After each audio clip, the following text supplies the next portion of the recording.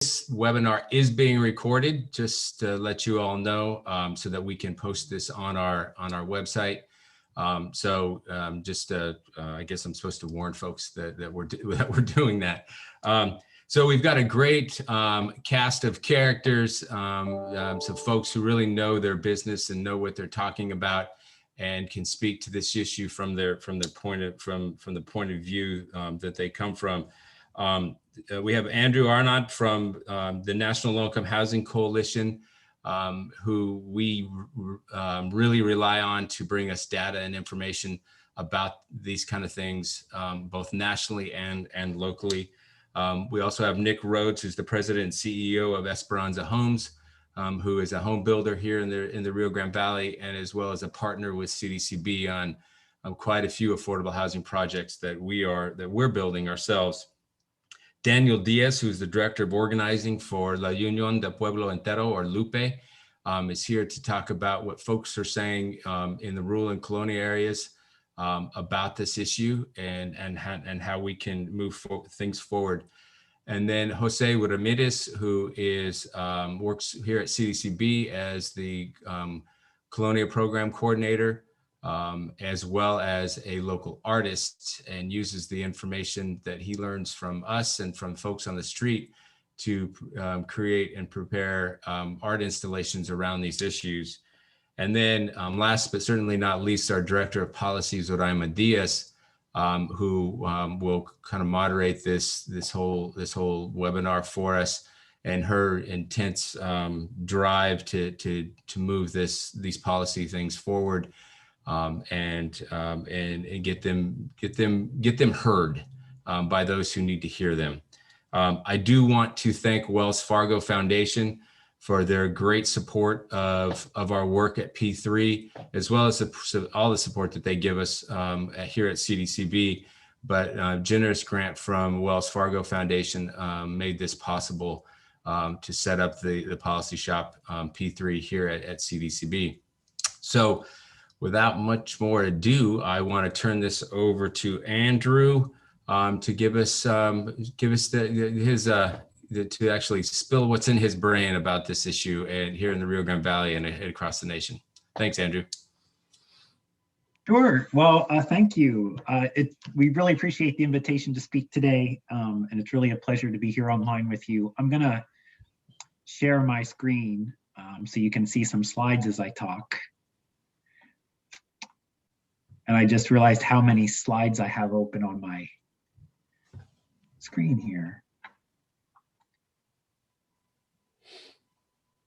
Okay, so again, thank you for inviting me to speak today. For those of you who may not be familiar with the National Low Income Housing Coalition, we're a research, policy, and advocacy organization that's based in Washington, D.C., and we're dedicated to achieving socially just public policy that ensures people with the lowest incomes in the United States have affordable and decent homes.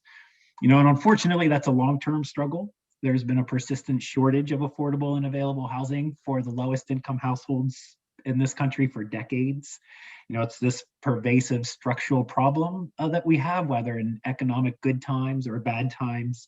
And it really requires a lot of things, but one of the things that it requires is a sustained federal commitment. And so we focus here at the coalition on federal policy and federal appropriations for housing. And I'm just going to take a couple of minutes and talk about the national landscape of housing needs for the lowest income renters.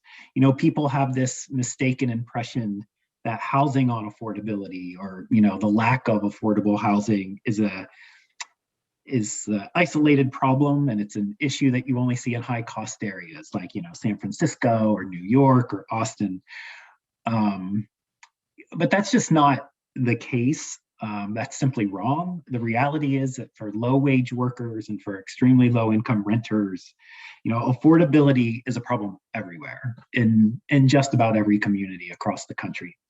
And one of our annual reports that we do every year that we call Out of Reach highlights that gulf between the wages that people earn and the price of decent rental housing in every state, every metropolitan area, and every county in the country.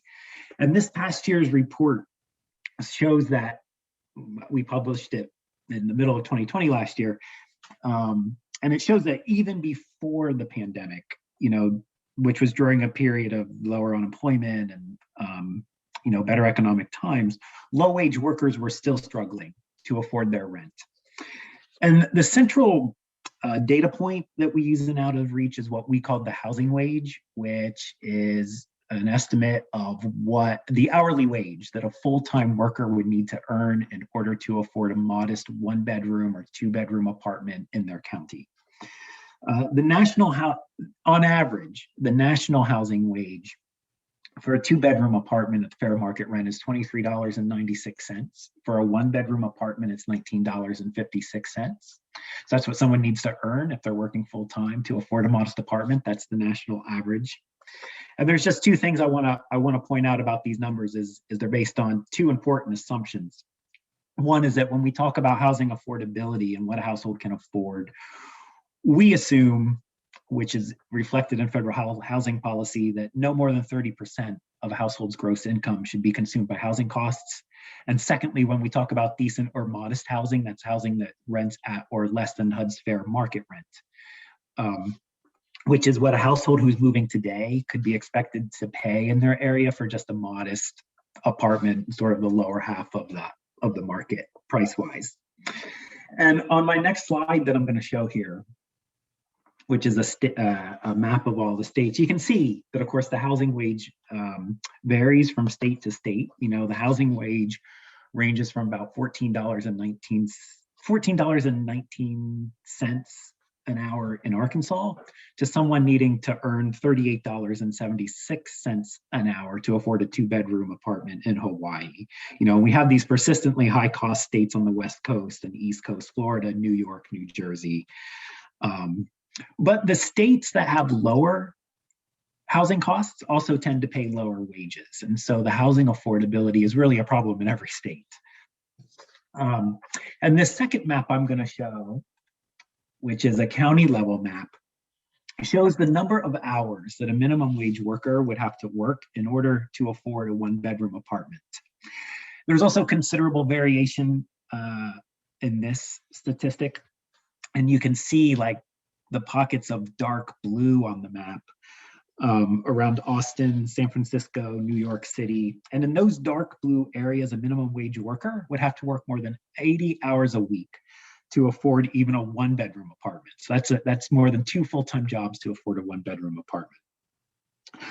But that, again, is not a problem just in high-cost metro areas. Nationally, and this is kind of shocking, that nationally, in only about 5% of counties, so it's a handful of counties, can a minimum wage worker just working 40 hours a week afford a one-bedroom apartment at the fair market rent. And so it is a problem everywhere. On average, a minimum wage worker needs to work about 79 hours per week all year round to afford a one-bedroom. And if you look at the map, it's hard to look at detail on this map too well, but if you look at the map, you can see that along the Rio Grande, most of the counties are in the second darkest shade. So they're in the second category, which means that a minimum wage worker has to work more than 60 hours a week to afford a one-bedroom apartment. The other thing that we do in Out of Reach is that we compare this housing wage, what workers have to earn, and we compare that to what certain occupations pay. And it's quite striking how low some large occupations pay. What you see on this chart, at the top, you'll see, the national average of the one-bedroom and two-bedroom housing wage, and it's quite a bit higher than some of these, the median wage of some of these occupations on the chart. One of the things that we point out of Reach is that 12 of the 20 largest occupations in the US pay a median wage that is less than what someone needs to earn to afford a one-bedroom apartment. And again, you can see this in nearly every area of the country, this play out, that there's a lot of workers who do not earn enough to afford even modest housing. And finally, I just want to mention a couple of things. We produce these profiles for every state in Out of Reach. In Out of Reach, we produce these profiles for every state. And when we talk about housing on affordability in Texas, many times people will talk about the most expensive areas, the metro areas like Austin, Dallas, which tend to be a little more expensive. And you can see that in the bottom left-hand box, the most expensive areas of the state. But if you look at other figures on here, you can also see that, a minimum wage, someone needs to work 63 hours a week just to afford a one-bedroom apartment. And that's national. The one thing I want to end on, I think is my last slide, is just to show, this is a problem in every county, is that, as I mentioned, we provide data for every county in the country, every metropolitan area in every county in the country.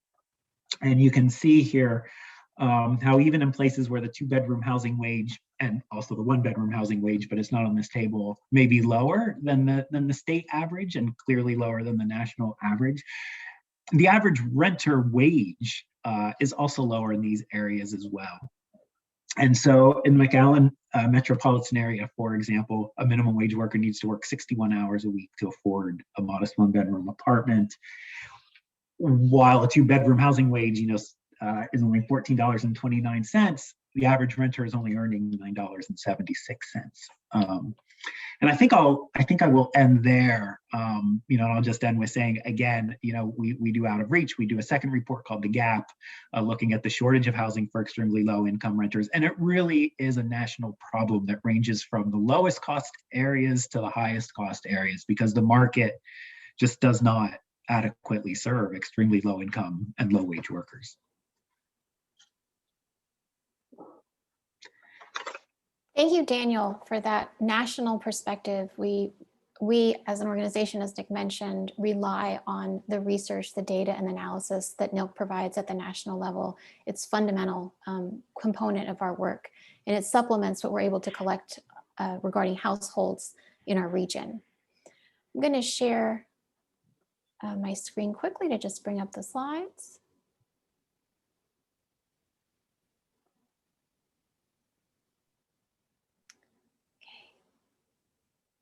So as Daniel mentioned, I just want to pick up on where you left off. We know that households of color throughout the United States faced severe housing instability prior to COVID-19. And entering into 2020, we knew that half of all Hispanic households, again in the US, were either moderately or severely housing cost burdened. According to the Census Pulse survey for the week of February 15th, basically reporting on the week prior that Texas entered our massive winter catastrophe, again, we knew that 35% of Hispanic households in Texas had little or no confidence in their ability to pay next month's rent, and a third of Hispanic households reported either already being behind on their rent or facing eviction in the next 2 months.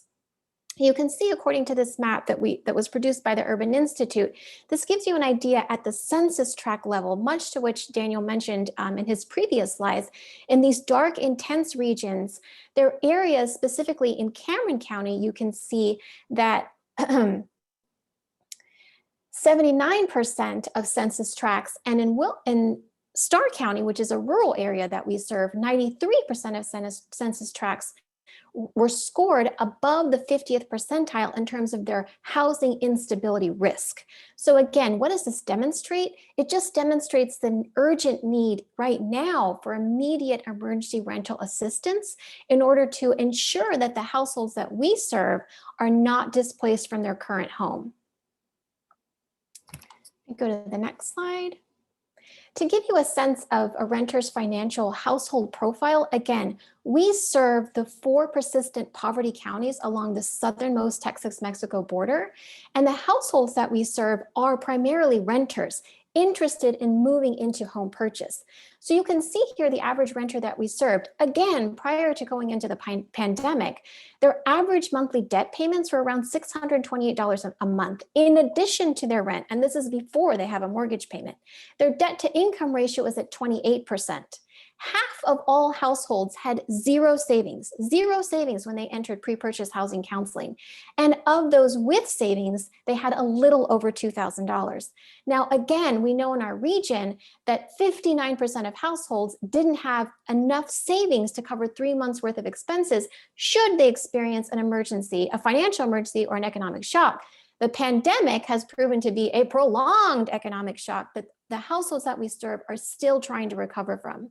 In addition to that, you can also see that the average renter we serve, their average credit score is 607, well below what's necessary for to meet the underwriting criteria for a basic FHA loan.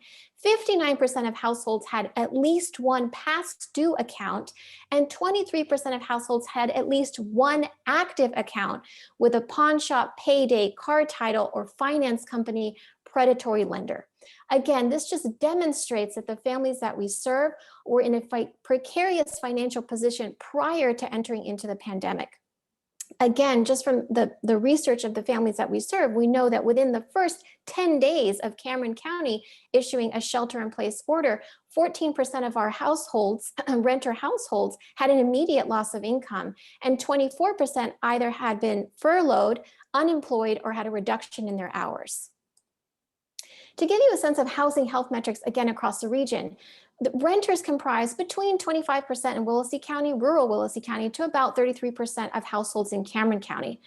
Again, of households that are renting, you can see that across all 4 counties, over a third, and specifically in Cameron County, 55% of households who are renting are housing cost burdened. Now, this does not just apply to households that are renting, even individuals who own a home, again, pointing to the precarious financial positions of households that we serve, you can see across all 4 counties, over a third of owner-occupied households are also housing cost burdened.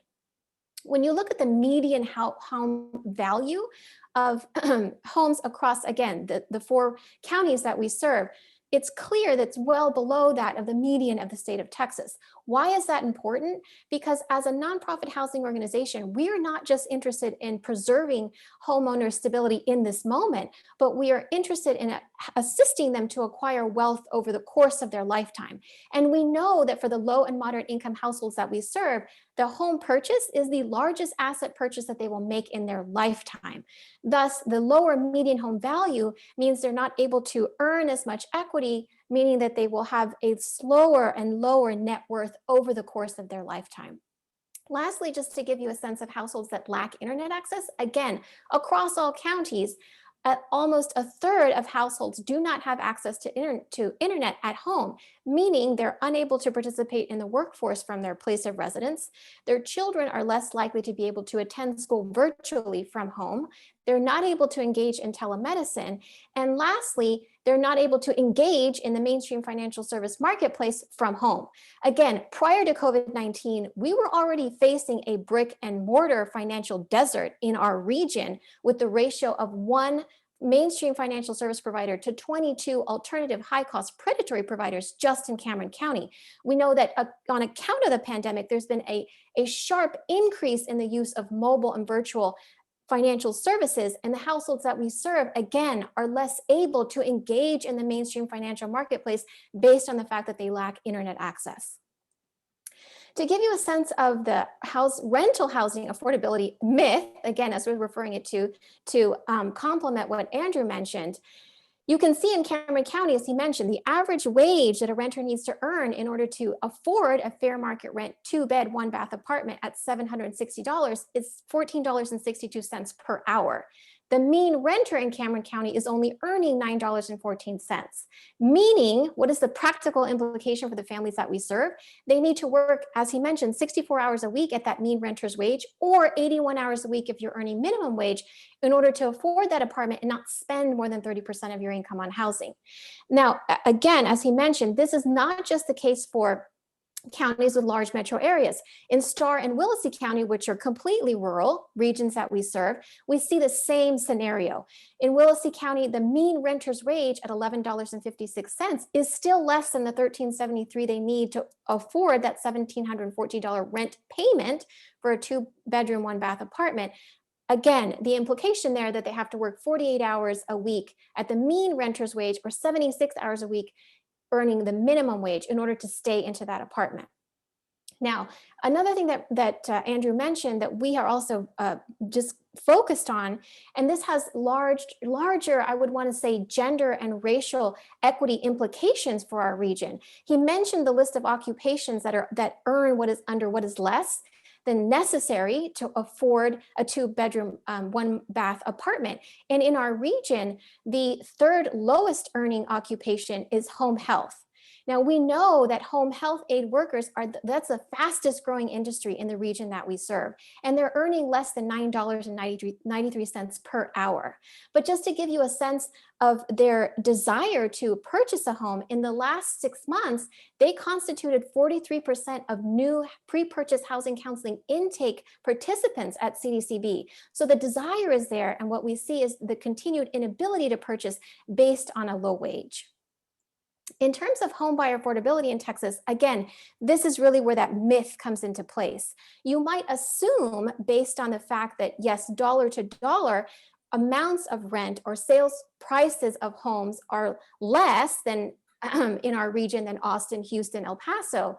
The fact of the matter remains that Brownsville, the Brownsville-Harlingen MSA, and Edinburgh, McAllen Mission MSA are the two least affordable regions out of all 26 MSAs in the state of Texas. It is less affordable for individuals to live here than in Austin, El Paso, and Houston. Now, while this may be counterintuitive to what you would expect, again, the affordable housing myth has two primary components. It's not just about the cost of rent or the sales price of the home. It's also the family's ability to purchase or to rent, and that's based on their household income. So you can see here from 2011 to 2020, the average home sales price in Brownsville increased by 70.8%. Meanwhile, incomes remained relatively stagnant, increasing only from $32,000 to $37,000 in that same period of time. So again, you can see here that as average home sales price continue to increase, which we expect to occur with inflation, the problem that we're facing is that incomes are not increasing at that same rate. So the gap between the average sales price and an individual's ability to afford continues to increase. To give you a sense of what this looks like in market shifts, again, in 2011, 49% of homes were sold under $100,000, 15.8% over $200,000. Fast forward to 2020, last year, only 12.8% of homes were still under that $100,000 threshold in terms of sales price, and 38.4% sold at above $200,000. Again, do we expect a shift in the market based on the increase in home sales price? Yes. What is our concern? If you go back to the renter profile that I mentioned previously, the average individual who participates in CDCB's pre-purchase housing counseling will spend 10.7 months on average in counseling. They'll increase their credit score on average by 82 points. They'll reduce their debt to income ratio by 6%, and they'll save on average a little over $4,900. What happens is essentially we've moved a renter into a place where they're now eligible, they qualify for an FHA mortgage loan, but they're essentially priced out of the market because they can't afford the mean average home sales prices. Again, this is not a trend that we're only seeing in metro areas. In Willacy County, completely rural, you can see that in the last 3 years, we also had a great increase in home sales prices at 60%, again, while wages remain stagnant. One of the most critical components in order for us to close this affordability gap is down payment assistance. You can see that in 2020, CDCB assisted 73 households to purchase a home at the median sales price of $104,000. Over the last 5 years, we issued over $4 million in down payment assistance, averaging about $847,000 per year, and also assisting an average of 55 clients. Again, this just underscores the point that in order for us to assist families to move from a place of renting to home ownership, down payment assistance is critically important. I'm going to stop there and I invite Nick Rhodes to finish. Let me just stop sharing my screen quickly. Okay, go ahead, Nick. Morning, everybody. Thanks, Zarima. And, thanks for having me, Nick. I'm Nick Rhodes with Esperanza Homes in McAllen, Texas. I'm here to provide some insight on, as far as the housing affordability issue goes in Hidalgo County, as well as Cameron County, and some of the myths that Zarima talked about, which is definitely true. So just a little bit about myself. Esperanza Homes is building in Hidalgo and Cameron counties. In Hidalgo County, this year we'll build about 22% of the new homes, or around 500 homes a year. Average price around the median price for the market. About 50% first-time home buyers. So homes from 150,000 to that 300,000 range is what space we operate in, as well as we do some construction of affordable rental units through LIHTC housing and different types of programs. But just a couple of perspectives I wanted to add to all the great data you just got from Zoraima and Andrew is on just what's going on in the actual market as far as construction goes, and how that's impacting the buyer, and some of the things I project and ways we can fix it. But just from our data here, our pre-COVID back in February of 2019, our home prices have increased 16% with actually less margin, which is pretty substantial. So $150,000 new home, we're now selling for $175,000. So it's almost $25,000. But if you read like Wall Street Journal, sales are exploding nationwide with home sales since the pandemic. The big reason for that, 95% of our buyers get a 30-year mortgage. Interest rates have declined through COVID.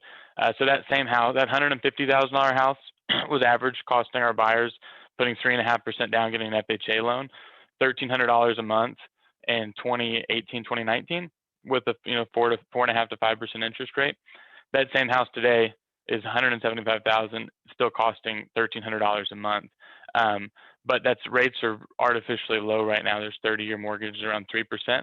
We're already seeing that creep up rapidly. The 10-year treasuries at 40 basis points in the last 2 weeks. So over the summer, those rates are going to get average out probably 3.5, 4%. So that normalizes. Homes are the actual end price of all these cost increases are going to rapidly pass back on to the consumer, and we're going to see a slowdown in sales and a lot harder for people to qualify. And then another myth, just from my view, I'm friends with a lot of builders around the country, people, and everyone always says the same thing. Oh, homes are so inexpensive in McAllen. Like, you can build a house for $160,000. And yes, that's true from a nationwide average, but the data you saw, if you just take like a DFW, which is a really strong economy, really strong housing market, the average person in DFW makes $73,000. The average person here is like 38 to 40, depending on, I think Hidalgo's 40, Cameron's 38, $1,000 a year. The average price home in DFW is $290,000. It's $190,000 here. So people make 92% more money, and the homes are around 50% more expensive. So it's actually, that's a good example. And then just from the construction standpoint, there's 36,000 homes built in Dallas, 7.3 million people, DFW. Down here, there's 3,500 to 4,000 built in the Valley. So that means if you live in DFW, 1 in 200 people are building a new house every year, and the Rio Grande Valley, 1 in 400 people are. It's because it's the affordability. We can't get people qualified because of income levels and costs. And then just a couple of cost examples since COVID, just if people are interested in lumber is the main one. Like a sheet of OSB, if you go to Home Depot, we were paying $8.99 for a sheet of OSB a year ago. It's $30 today. It's a 233% increase. OSB is going on. We're sheathing the house roof and the walls. A stud, 2x4, $3.50 is what we were paying a year ago. It's at $8 today. That's a 130% increase. And then we're starting to see big time inflation everywhere else. It's not just lumber, copper, plumbing pipes, shingles, windows, doors, shortages. So it's on the supply side, inflation, I think, is going to keep coming this year. So just some solutions. I know we've heard a lot of people talk about the problem. In my view, some solutions, how we're trying to address it, are on our end personally. Home building is probably the least efficient manufacturing industry in the country for its size. So if you think of like a car manufacturer, there's very advanced supply chains, control manufacturing, a lot of sophistication and technology. The average home builder down here is building probably 10 homes a year. And if you just go drive around, there's massive waste on every job site. So we're using, 60 to 70 different subcontracting companies, and most of the time really poor plans and bad takeoffs.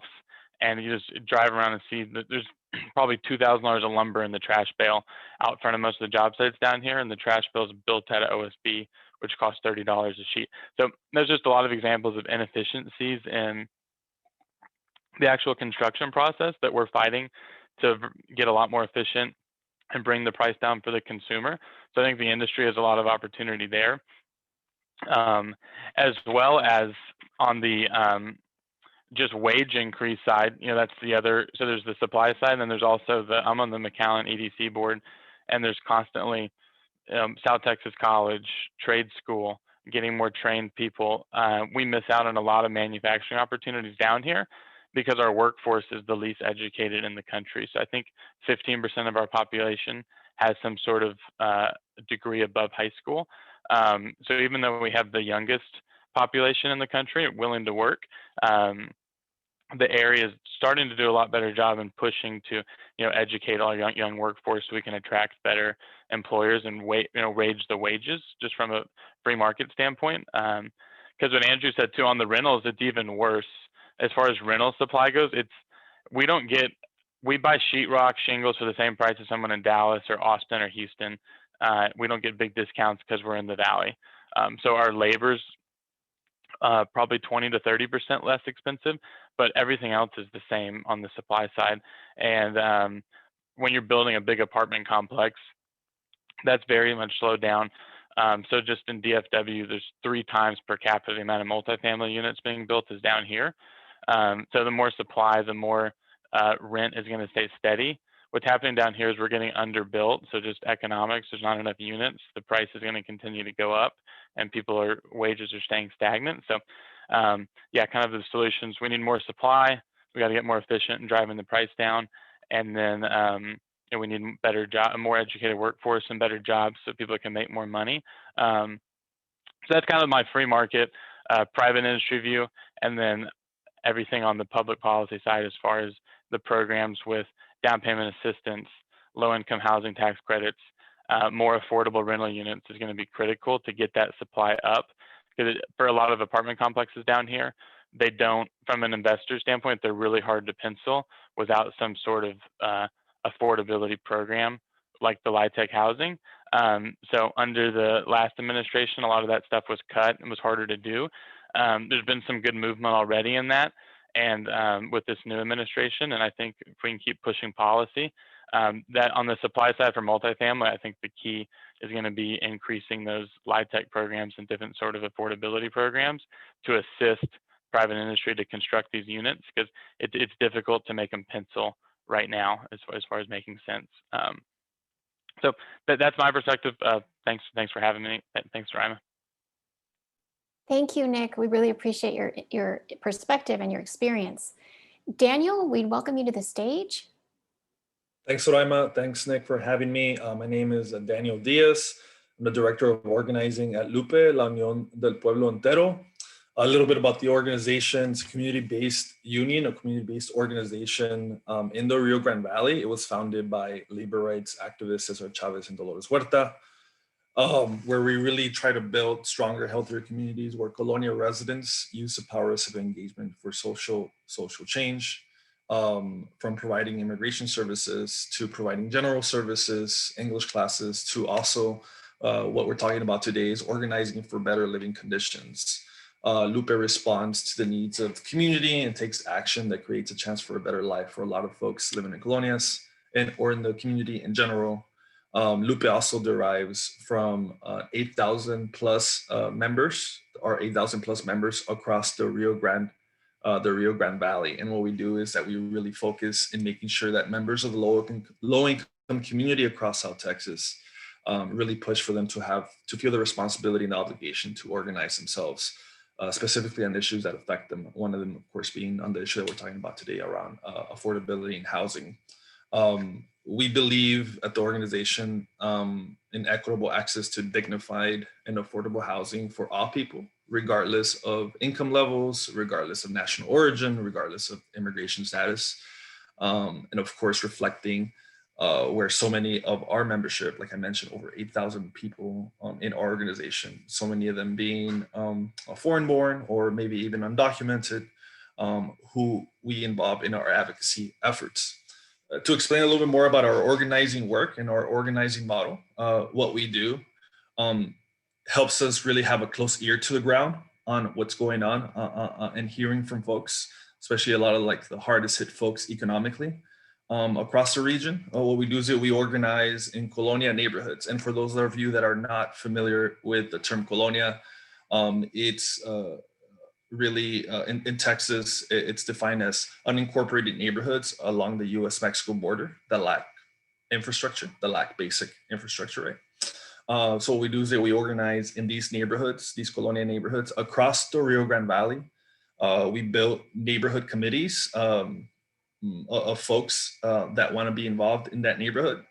And as organizers, folks from the organization, we help guide these committees to organize themselves around issues that affect the neighborhood the most. Some of these colonia neighborhoods have poverty rates as high as 50% or higher, way above the state and national poverty levels, right? So these are the folks that we give ourselves an opportunity to organize with and to hear from. And one major concern that comes up in these committee meetings that we have in these neighborhoods has always been housing. Housing issues can range from lack of access to just a house, because we have multifamily households, right? And folks just don't have a house. So maybe we don't see the problem of a high amount of people being homeless, but people really are homeless because they're living with a family member, with a friend. We also have the lack of financial access for housing repairs, right? We have some organizations on call today we're very familiar with who help us around these issues of housing repairs, access to disaster recovery money for housing, right? Which we've dealt with in the past decade here in South Texas. Some folks getting stuck on a really bad mortgage type contract or a contract for deed, right? And it just gets them into all sorts of trouble because they don't have any other access to buying a home. Other issues also arise, sort of related to economic development, or maybe somewhat related to their living conditions. There's a lot of lack of proper infrastructure in a lot of these neighborhoods, lack of drainage, and so we've been hit by hurricanes in the past few decades that have really damaged a lot of homes down here in South Texas. Something that's just been coming up that we've known for a long time, but that's been coming up a lot more because of the pandemic, is the lack of broadband. We have some of the highest rates of people that don't have access to broadband, and that really became a priority for the organization last summer when the pandemic hit South Texas, of course, like the rest of the nation, but it hit South Texas really, really hard, and they closed the schools at the beginning of the school year, and folks out there just didn't have access to broadband. And the issue was for the children, but then of course it became an issue about how do we communicate? How do we get access to information? How do we apply for a job? How do we do so many things? How do we get information about CARES Act money, right? That was coming through that a lot of folks just didn't have access to. So at Lupe, right, we're not technical experts around housing policy or housing affordability. But what we do is that we partner up with organizations at the local level, as we have today with CDCB, Brownsville, Proyecto Azteca, Affordable Homes of South Texas, other organizations. We have a close ear to the ground, like I mentioned, with a membership of over 8,000 people across the Rio Grande Valley. So we work through a very bottom-up grassroots model, house meeting model, where we reach folks directly in their neighborhoods. Of course, the pandemic has posed some challenges for organizing work and community outreach efforts in the past year. So we've adjusted to virtual gatherings, mass phone, text outreach, right? Where we're hearing from folks about what they're hearing, what they're going through, and what's going on.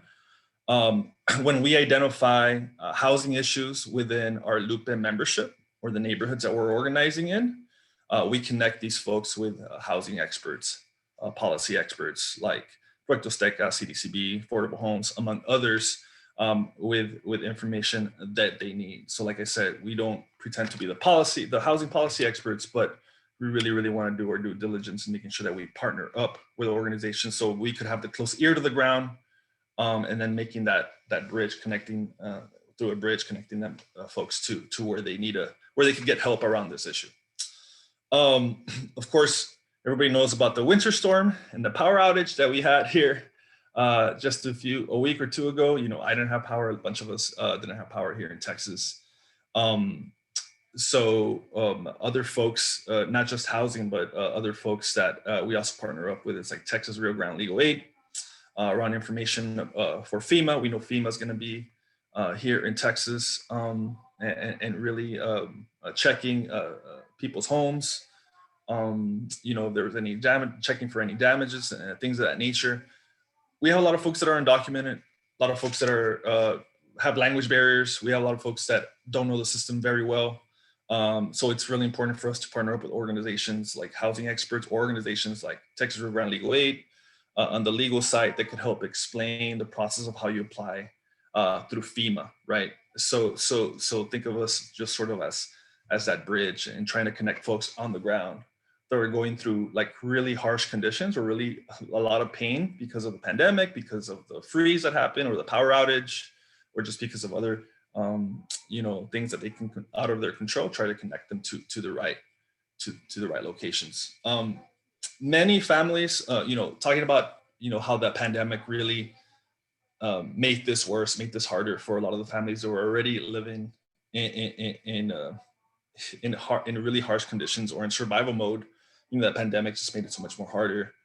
A lot of the folks in the Rio Grande Valley, we all remember the CARES Act money that got distributed across the country. Hidalgo County, got some of that money as well at the infrastructure level, I believe. A lot of the folks that we serve, unfortunately, may not qualify for a lot of this money at the federal level, right? Making it harder for them. Many undocumented working families do not receive unemployment pay, for example, rent or mortgage forbearance, which is something that's been going on here with the Biden administration, but it's very unclear how undocumented folks or other folks may be able to get that information, or most of any other federal assistance that have been delivered to financially ill families during this pandemic. So this has left thousands of families extremely vulnerable to evictions, the inability to keep up with housing or rent payments. So these are certainly really, really rough times. And, what we're hearing from hundreds and hundreds of members, calling our offices all the time, and us just trying to do our best to connect them to resources, right?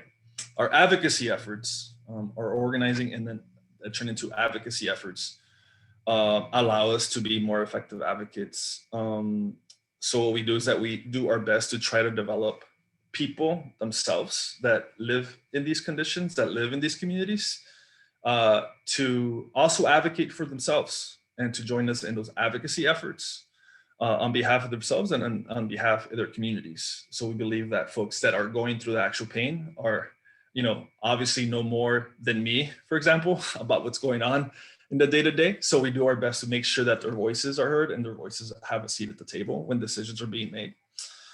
So it's in our advocacy work that we engage people to participate in legislative efforts that directly affect their lives, whether it be at the local level in city and county meetings, or testifying before a state senate or House committee, or even meeting with federal representatives around housing issues. For us, like I mentioned, it's a rule that people closest to the issue, closest to the pain, have a seat at the table, right? And we've been able to work with housing partners and advocates here in the past decade around issues like disaster recovery, housing, drainage issues, where we've really merged, technical housing experts and community organizers and grassroots organizers to try to really build and win some of these things for the people that need it the most. So appreciate y'all for your time. Thank you, Daniel. As we mentioned previously, we also very value our clients' lived experience, and we feel like it's critically important to inform any policy change and even the type of research that we engage in. As we bring Josue on as our last presenter, I just want to highlight Josue's work as a housing advocate, but also as an artist. Josue has developed a project that has allowed us to bring visibility to this issue, this myth of housing affordability in our region. Again, because we're not in a major metropolitan area like Portland or Austin, we don't see swarms of tent cities in Washington Park or under the expressway. Yet we still know that housing insecurity is a problem, that families are doubling up, that's causing overcrowded, even during the pandemic. So, Josue, please share with us the art installation that you created. Sure. Thank you, Zoraima, and thank you for all the other speakers for their insight. I'm going to share my screen and talk to you all a little bit about the installation, which is called The Myth of Affordability, RGV. It is a site-specific installation with found objects in wood, and it's 10 by 8 by 11 feet. So it's a nice size, and I appreciate CDCB for giving me the opportunity to do this. This is a project that I've been working on before P3 started, and it's something that I had been collecting signs for over a year. And it just so happened that it merged into something that I think is more effective in as far as pushing policy that can really make a change for this. And so these are called bandit signs, but basically they are marketing tools for individuals, but they are really illegally on the public right of way, meaning that they don't have necessarily what you call the municipalities permitting for putting it up. These signs can be dangerous since they're put up in main thoroughfares and they're just stapled on posts and can easily fly off into traffic. And really, they're ugly. So they don't really bring any visual appeal to an area other than just making it look a little bit more trashy. And there's no really benefit to the seller who's probably already in financial troubles, meaning they're really meant to prey on homeowners who are worried about being foreclosed on. And so these bandit signs, just by their name, right, don't seem like something that would be good. I mean, maybe because the person putting them up makes away like a bandit, you know, it's just basically a quick rich scheme. And I've been noticing these pop up more and more in the Rio Grande Valley. And so to me, they are really more than marketing tools. I started seeing these signs as the visual manifestation of displacement. And, you know, they often pop up near historically low-income communities, near neighborhoods that are drastically changing or pressed financially. And they are a sign of housing insecurity in the market. Honestly, it's a sign for housing demand in an area, right? People are obviously looking for stuff to buy and flip because there's a demand for housing. And so the ones who get it the worst, the places that become the praise to these individuals are often the most dilapidated houses, the houses that are already doing worse, the individuals that are already pressed financially. A lot of times they are older individuals. A lot of time these are homes that have been in families for years. And that really set really been an asset for families and for the future, and now are in a precarious situation for whatever reason. And so that's how I started connecting these signs myself, and it really does connect to what all these other individuals, Daniel and Zoraima, mentioned about the invisibility of housing. Is just that we don't connect these signs with displacement and with the lack of affordability because they become commonplace. We see them literally on almost any intersection. They're not just in the Rio Grande Valley. This is like a national phenomenon. You'll see these in East Coast, West Coast. I don't know, I've never been in the Midwest, but I imagine they're there. But they really can be seen as red flags for gentrification for lower income communities, like I said, and in the valley and rural communities where gentrification is something that is foreign or might not necessarily, you know, be connected to our communities because of they are rural sometimes. They really do mean changes in a community and shifts. And so my idea behind constructing this structure was to visualize what these signs meant and to, you know, make a structure sort of ironically of what they are meant to represent, and to also be a node to a lot of the type of housing that we have in the Rio Grande Valley and in the colonias, which I'm a director of self-help housing here, the Mi Casita program, which I work with individuals who do sweat equity work to build their own houses. And we know that people in the Rio Grande Valley have historically built their houses the way that they have capacity, either financially or just, you know, generally. And so with what they have, and it's a node to that type of construction and that type of housing, but also a node to the rascuache sensibility in art, right? Which basically means that we make do with what we get and that we find the beauty in that. And there's a lot of weight to that, but it doesn't necessarily mean that, and there's beauty and there's strength in that, but it doesn't mean that we should apply that to everything. I think, I don't think that housing is something that we should just deal with what we get. I think that we should fight for what we deserve. And I know there's a lot of people here doing that. And so this is a way to be an ode to self-help housing, to the rascuache aesthetic, but also draw attention to the reality, which is that, this is not the case for a lot of people in the Rio Grande Valley, and that these signs are like a manifestation of that inequity, and that they are basically a family or individuals in the Rio Grande Valley. They're not just a sign. It's people that are being kicked out, displaced, or just, their lives are changing drastically because of the free market and because of the inability to meet the needs of the community as far as housing and affordability. And so the creative intervention was really, like I said, meant to be a cleanup, because a lot of these signs were all in the Rio Grande Valley. They're in the right of way.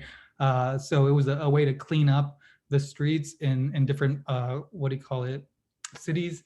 And so it was a social practice effort as well, and an installation. And so, and now I hope can be a way to engage communities in, being advocates for public policy changes, or for just drawing an urgency to affordability in the Rio Grande Valley. And for people to start associating these signs with that, because like I said, this is not just the Rio Grande Valley. Initially, I had thought about this project to be in San Antonio or in larger urban cities, because that's where I saw it first. And when I started seeing it in the Rio Grande Valley, I knew that we were in the same position. I think in other places you'll see it more heavily. I mean, they'll get mailers in, they'll get postcards in the mail. And things like that. So I just think this is an example of that, and I appreciate CDCB for allowing me to put it on their property. And just looking at the image, it's kind of a reflection of like the American dream, quote unquote, and the realities of what it really means with, and what it is for communities of color throughout the Rio Grande Valley and throughout the nation. But you can see a full video of the putting together the house, and then a conversation between me and Zoraima about the research and the data and the policy solutions. And you can check it out on our YouTube page. But thank you all for your time, and thanks to CDCB for helping me put this together. Thank you, Josue. As Josue mentioned, we really felt like this collaborative effort was a visual manifestation of housing displacement. So please check out the video. We're almost out of time, so we're not going to be able to go through all of our federal policy recommendations, but just note the policy brief will be available on our website, as well as additional blogs that highlight very specific pieces of federal legislation that we are supporting in order to, again, try to curb this housing instability issue. We have a couple of questions. I'm just going to try to go through them quickly. And again, if we don't get to your question, we will try to follow up with a panelist and connect you to try to get a response. The first question was actually for Nick Rhodes from Anne. She's wondering if there's any way that you see, or an idea, that nonprofits could combine their efforts for procurement similar to the fashion that transportation agencies do, and similarly, again, water supply companies, in order to achieve better prices on the supply side of affordable housing production. Good question. There's some good groups out there for buying, like Associated Building Materials and different organizations, that I think a good start would just be, I think a lot of the contractors locally don't even realize they exist, and that they're free for them to sign up for, and it can give them a lot of rebates and leverage pricing. So I think just making the ones that are out there, the awareness level is a good start. As far as nonprofits organizing the buying groups, that would be more complicated, but I think it's there's a ton of different building materials that go into it. So it's a pretty complex supply chain, but I think it could definitely help. Thanks, Nick. Another question for Josue. Did you call any of the numbers on the actual signs? And if you did, what was the response that you received? I've called before and just kind of left them hanging just to see what they said. But actually, that is an idea for an action and a way to engage just the general community in with these signs a little bit more. Is like, let's maybe host a digital call-in or a prank phone call. What do you call it? Day where we call these and we maybe record our interactions with them, or maybe we clog their voicemails just so the numbers won't be useful. But I think it's a very it's a next step in engaging the community with these signs, and to also not normalize, but let people know what really happens when you call these things. Like, I don't think a lot of people know what happens. A lot of times in previous research I have done, some of these in the East Coast, for example, have been associated to like shell companies, not even in the state. And so I'm sure there'll be differences, but yeah, that's another action that I'm hoping to take and engage the community with through this project. Thanks, Josue. I think we have time for one more question. Judy asked specifically about the data that we shared around internet access. That is information from national data sets. So we don't have specific information to determine at the household level, again, in the counties that we serve. We assume that a large part of it is due to the inability to access services. So it's a deficit in infrastructure, and in addition to the inability to pay. One thing that has been, again, a sign of hope, just recently this administration issued FAQs from the Treasury Department around emergency rental assistance, which does technically allow for internet service as a coverable expense. So we're hopeful that we'll be able to assist families in that way. I think we're at the top of the hour, so we're going to have to wrap up. We had a couple more questions in the chat, and we'll connect you with the speakers. I want to thank all of our presenters. Again, we value your input, your expertise. As practitioners, we are doing our best to use the information publicly available, combined with our experience as practitioners, to influence the development of housing policy regionally at the state and at the federal level. We hope that you'll join us for the next webinar. And again, please be sure to check out our website, where we will have the fact sheet posted and further follow-up blogs in the future. Some of you have asked if we will send out the slides from today, and we will also make them available on the website. Nick, do you have any parting comments? Nope, that's it. I thank you all for coming. And now those of you who know me know why I love my job, because I get to surround myself with people much smarter than myself. And really get to the core and the heart of these issues. Again, but real quick, as Zoraima said, please visit our website, cdcb.org, People Policy Power, to see the information sheet, as well as our policy recommendations. Those are extremely important. Everywhere from more funding to the CDFI fund, to the home program, to even minimum wage increase, are all important to this issue. It's not a single issue. It's not more production. It's not more down payment assistance. It's not higher wages. It's really a combination of all of them, and we need all of your support to help us get to that point, and to help to elevate the Rio Grande Valley from a place of persistent poverty to a place of persistent wealth. I'm tired of living in a poor place, and as I'm sure those of you who are from the Valley are as well. So again, thank you for joining us. Thank you for engaging with us. And please follow us on all your social media outlets, and keep up the good fight. Thank you.